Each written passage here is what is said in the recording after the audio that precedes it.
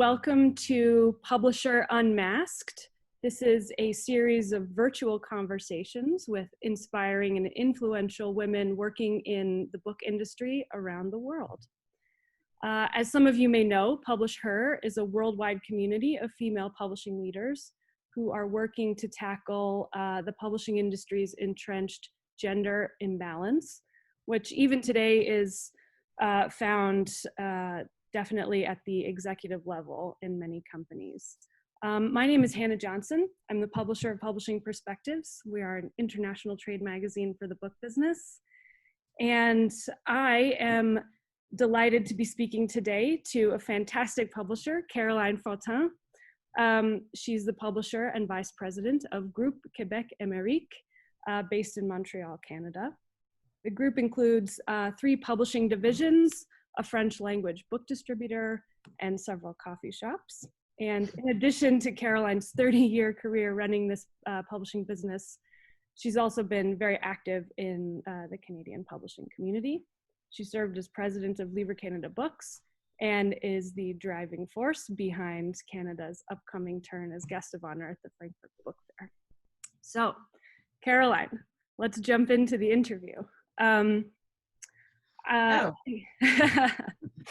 Could you give us a quick overview of your company and maybe some of the top books and authors that you publish, and talk about the different divisions within your group? Okay, well, actually, the publishing house, the main publishing house is Québec Amérique, which was founded by my father 45 years ago, and mainly started, from scratch with nothing, and published his first book about pedagogy, how to get kids to read. So it was a great idea, so it was a good start for a publishing house, I think, and it was a very powerful book that led for schools in Quebec to create reading spots within the classroom. So that was I think it's a good way of starting a publishing house. Yes. From that point, my father built from that point a very diverse catalog of books that is, goes from literature, biography, in different genders, and children books, practical books. So it's quite diverse. I think the only thing we don't do is poetry and theater. That's what we don't work on. And as he grew his company, because before he started the publishing house, my dad was a sales rep for a dictionary company. So as he grew his company, he had the dream to build a dictionary, which he did by going to Frankfurt book fairs and, going around and said, yes, my idea doesn't exist, I have to do it. From that point, he created another division called Q International, which is a packager. So that's been going for more than 22, 25, 23 years now, and it created the visual dictionary. From that point on, we had that division of, I started 30 years ago at the company, and I've done almost every job. Started answering the phone, doing book fairs a lot, helping, pitching, helping on different kind of tasks. And then I got very interested in graphic design. And from that point on, it just led to, I've learned the business slowly, and, and the international market was very important for me. So that's something that really sounded, it was very attractive. So I was doing a lot of packaging books and all that's I don't know. It's really funny because every time I reflect now on my path in publishing, I'm like, how did I get here? I have no. What I've done along the way, though, is a lot of small, like one-day course in different university. I went to the Stanford course when it existed. I did go often, and almost every year I've done different kind of course to help me gain some confidence, and also to get some skills that I didn't have. I didn't have any business skill or anything. I just had, was passionate about the publishing house, the place where my dad spent all this time actually when I was young. So yeah, so now I've been at the head of the publishing house for nearly 8 years now, perhaps. Yes. Mm-hmm. So. And you said your dad built this dictionary because he wanted it and he didn't see anything like that in the market. And I think that kind of also seems like the things that you do. I mean, you go out and you see something that you want to do that doesn't exist yet, and you go and do it. I mean, I think the cafe is a good example. You've got you had sort of a vision for an event space in your publishing house, and then you went and did it. And it turned I do stuff sometimes without thinking, but I think it's out of passion. We needed to move our office because the rent was going up, and we wanted to actually buy a place where we could be. And as we looked around Montreal, we found something that had very nice storefront, and it was my idea. I really wanted to have a cafe, but I didn't. It was an interesting idea till we got to this place that looked very perfect for it. So when we built our new offices, I made sure that the center part would be a place where we could meet, where people could come, have a coffee, read a book, or write. And actually, it was adopted very fast. So we ran the cafe for 3 years, and events were very, very successful in terms that people were coming off for the right reason. Everybody that was coming to the book, to our cafe, was to read a book, or because they wanted to meet authors, because a lot of our authors would come and have a cafe just for the fun to be here. And also all the employees, everybody that worked in the publishing house did work from the cafe or not. It really felt like a family place. And sadly, because COVID, I had to close the cafe, but we'll reopen one day, I guess. I hope so too. And you've got other locations in Montreal, right? It's not just in your office. Yeah, then one of our business partner, the agency, the publicity agency, did the same thing. They just wanted to renovate their office, and we sort of talked to each other and said, I'd love to do another cafe, but I'd love it to be your cafe. So Shirley Dieter had another second address on the other side of the city. We've done exactly the same thing, same kind of vibe, same kind of objective, and what we want, the same way. Yeah. We're managing it, so the two cafes were managed by the same people. Well, you must have a little more time on your hands now that the cafe is closed. I mean, and speaking of the pandemic, how are things going for your company right now in the pandemic? Is it? Well, initially, when I guess we went through what everyone went through. Initially was very scary. I got very scared to lose everything and to not knowing what's going to lie ahead. But my main objective was to try to maintain my team around me and see if we could, face this crisis this way. In Canada, the book, we've closed for at least a month and a half, I think, completely closed, where even bookstores were closed. And that was the toughest time because, I guess, yes, we did sell online, but nothing compared to what the sales that we had, and had to completely alt all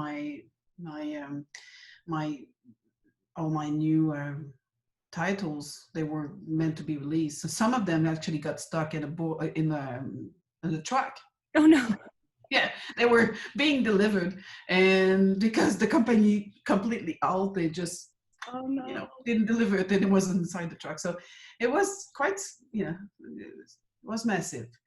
Yeah. But I must say that it looks more and more positive, because since June we reopened everything. Mid-May we started to reopen, started to republish slowly, trying to make sure that we published the right titles. We pushed away some that had some kind of vibe that didn't fit with what we are living now. So, but we actually reset all our catalog, and we've had a very nice 3 months, June, July, and August now. it's going very well, mainly because I guess it's the same everywhere around the world. Like here in French Canada, people were made aware that it was so important to buy local, buy Quebec products from Quebec authors and all that. So that really helped. And my house being called Quebec Amérique, that helped a fair bit because it was written in every single book we have. So I guess that really played a role. And also because there's not a lot of entertaining. After you've gone through all your Netflix, I guess, or any kind of online, there's no theater, there's no festival. Montreal is a really big festival town. I guess I could sense that people went back to reading. So it's positive on our part. At the moment, I am very hopeful. Most of my employees are back to 100% of their time working. And they're really busy. And I'm planning in September to restart acquisition and books and all that. And, go back. We'll be in a new normal because not a lot of people come to the office today here. But, we work from home and it's going really well. Do you think there's going to be a permanent shift in how people buy books after this? I mean, how, you said people are buying online. Are they going to continue to buy online, and where are they buying your books right now? Yeah, I'm pretty sure now. What I hear is a lot of people find it, and myself am the same. I find it stressful to go shopping. So as much as I'd love to sometime, look around, it's no longer that enjoyable. So yeah, I think the shift to online is pretty big here. I can sense it. And we had, and I'm pretty sure everywhere else was the same thing, we had quite a problem with the post, but I think they managed now. But at the beginning it was completely impossible to get something delivered within a week. It was like, no. But now it's much better. So yeah, but I would say local online shopping is the government of Quebec actually created a portal to make sure that to list all the company that were from Quebec that did have an online store, so people wouldn't be interested in going in those major places that we know about. Yes, exactly. And I think it worked because when you have the prime minister every day, the prime minister would come and do like everywhere else, like an assessment, and he will always finish by saying buy local, make sure you buy it. So I can sense that people really understood that, and it probably helped us. Definitely. I mean, it's lucky that you have a country that values culture and publishing the way that yours does, and that you get this kind of promotion and support from the government. And we actually, the Canadian government did a lot of support for company, for also cultural companies. We received a lot of support. I think it's and they were there listening at the right at the beginning when we didn't know where we were going. I know I talked to many people from different government and they were all listening and said, what can we do to help? Well, because it's important to keep our culture alive. And that was the scariest part for them, is we don't want publishing house to close, and authors, so I think they've done what they could, and it actually helped. You told me earlier, so your cafes are closed, and the kinds of events that you used to do there are not taking place at the moment, which leaves your team with extra time to do other things. And I find it really interesting. I think this is, you and I've talked a lot about these kinds of things, that you have a very analytic approach to your business, and you've shifted some of the focus in your company away from these in-person events to analyzing different parts of your business, including online sales. Can you talk a little bit about that? Because I find it really interesting to have a sort of data-driven approach to a creative industry. We're trying to gather data and trying to understand. We're only at the beginning of all this on our part, but I must say as well that publishing is not only numbers or, you know, statistic, but it's also heart. And sometimes you just feel like you have a good idea. It's, you know, it's one thing.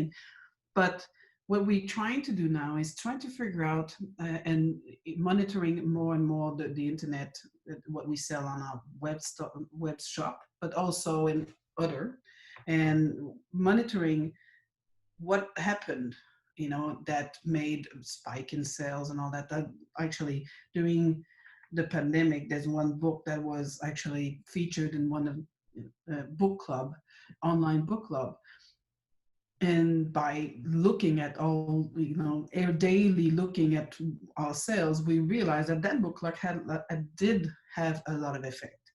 But you need to be going into details to be able to see what spike a reaction and make people, you know, want to read a book. But for that, you need to take the time to check it out. And so I try to set up, and we are still working on a way of analyzing different, you know, things, like if you see a spike in sales in one book, trying to figure out what did, you know, do that, and where. And now we're getting a list of, okay, when we featured there, it does work. If that person liked that book, and on this, you know, I think a lot of people, it's a basic marketing, I would say, but in a smaller way, it's a niche way, realizing that niche is actually does better work in terms of getting people involved or interested in something.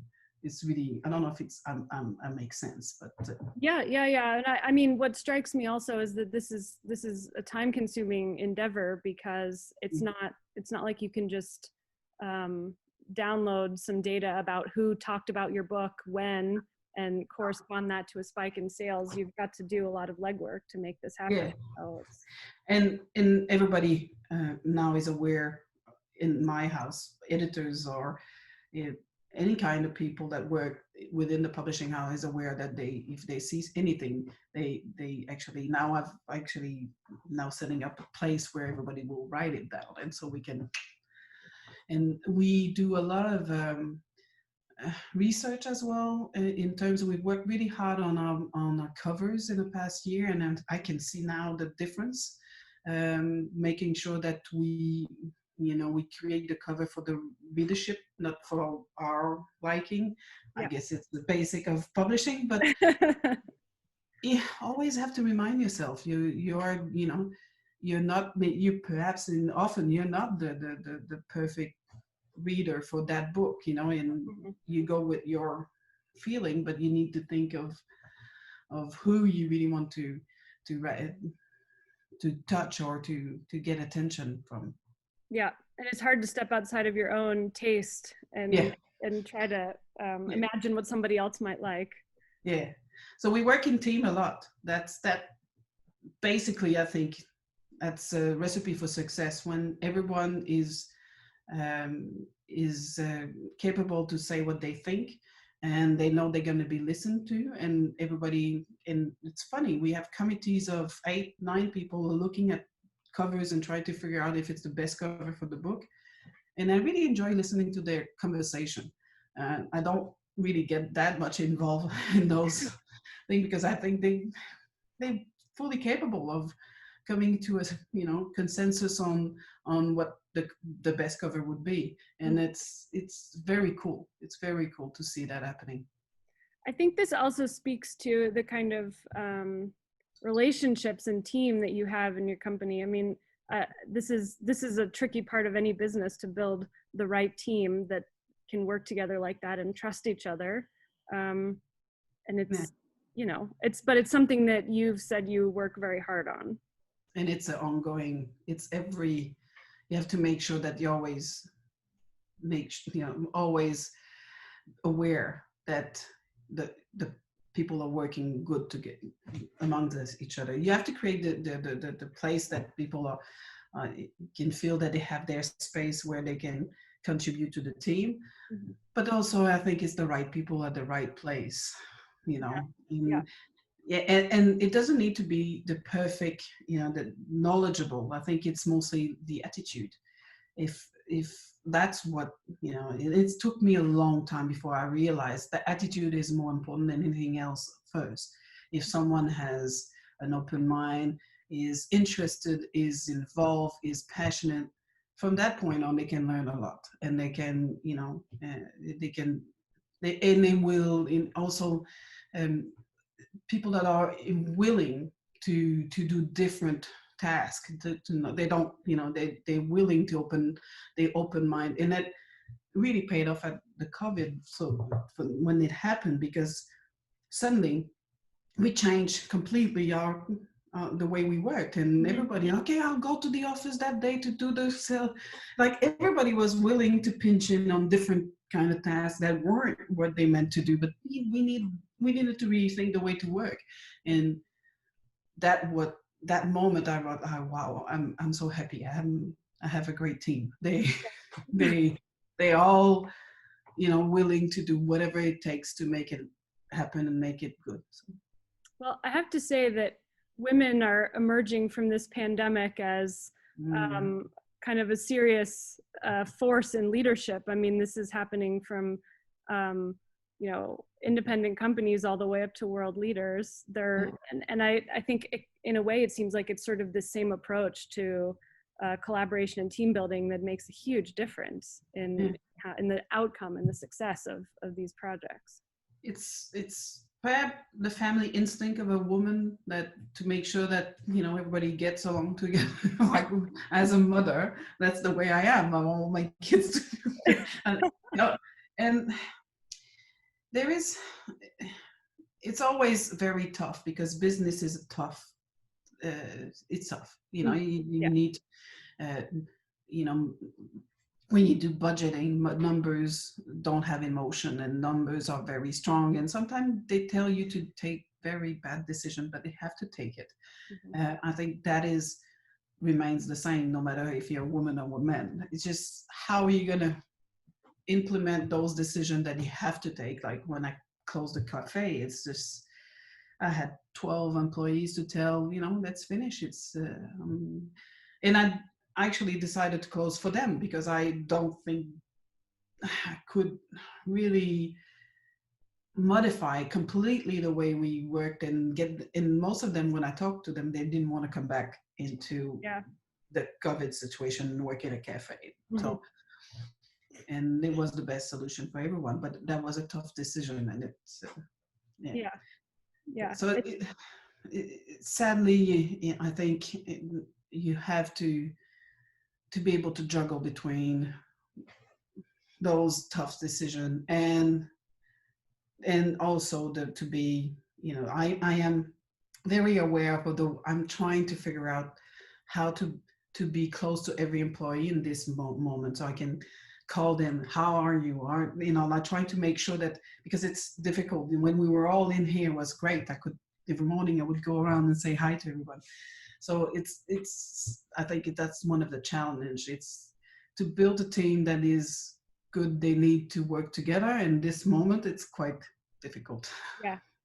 Yeah, and it's also, I think people need to be more deliberate about seeing each other and reaching out and making sure that everybody knows what they need to know. And, the shift to online collaboration has different dynamics to it. So. Yeah, I've actually put a task force into implementing different web tools that do help. We didn't have that before. We worked on Excel documents or things like that to communicate between each other. But now there's, the time they don't have to spend on stuff that we no longer do. I actually have people working on, like bringing us into this era where we can collaborate online with different tools that are there, and that they work really well. You just have to figure out to do it and implement it, that everybody use it the right way. Yeah. So we're in the process of doing that. And which ones are working best for you? Well, Slack was the first thing we put in as we ended up all at home. And the first week, we created a Slack where channels were area of the office. And I said, well, let's have chatters. People talk to each other in those areas, because the way the office is set up is each team has their own area. So we created that. So it was good because now today I'm more informed on what is happening everywhere than before. I would, if I'm not present in a reunion, I sometimes know I have no idea why the decision was taken this way, but but yeah, so like the cover, like the team that meet every week for the cover, now it's on Slack and it's great because I actually can read about it anytime I want and see what was the process to decide for one cover or another. So that really, that platform, I think, in terms of communication, is a good one because it limited the number of emails we sent to each other, which is at one point you need to. Yes, email is getting overwhelming sometimes. Yeah. And now we're looking at Monday. I don't know if you know what Monday is. I've heard of it, but I haven't used it yet. It's a task. It's a task management platform. So I'm pretty sure our production will use it. Okay. Well, and I mean, as everyone is sitting at home, of course, we're all thinking about Frankfurt coming up and the book fairs that we can and can't go to. And I think it would just be interesting to hear from you what your plans are for the fall, and maybe also a little bit about the guest of honor. I know that those plans have also changed. So that was one of the most stressful moments. Was I started 2020 after working 7-8 years on this project, and I remember when New Year arrived, and I was like, yes, that's 2020. Canada's turn as Frankfurt's guest of honor. Yeah, and now we're, and I didn't participate that much. I think a lot of people worked really hard to get to that we're going to be there in 2021. I think in this year there'll be some kind of programming online, things like that, but it's very few, I would say. I saw some of them, but I don't really know how it's going to play out. In my part, I think people will meet. I think the people that meet in Frankfurt will get around to do some kind of Zoom or whatever around October, that week that we're all there. I know that there will be a fair. Sadly, I don't think I will be there, so I'm not going to travel. So, and but it's specifically because now the book industry, on my part, the book is going very well, and I'm willing to look at what others are doing and what others are publishing and all that. That's why I think it probably will, all those meetings will take place. Yeah. Well, let's hope that we can all meet again in person very soon, and in the meantime we'll keep doing Zoom calls. Yes. Caroline, thank you so much for talking to us in this video, and I hope everybody has a chance to watch this and to learn from the things that you do. And thank you. I just thought my English was not that easy this morning. I think it was perfect. Thank you very much. Thank you, Anna.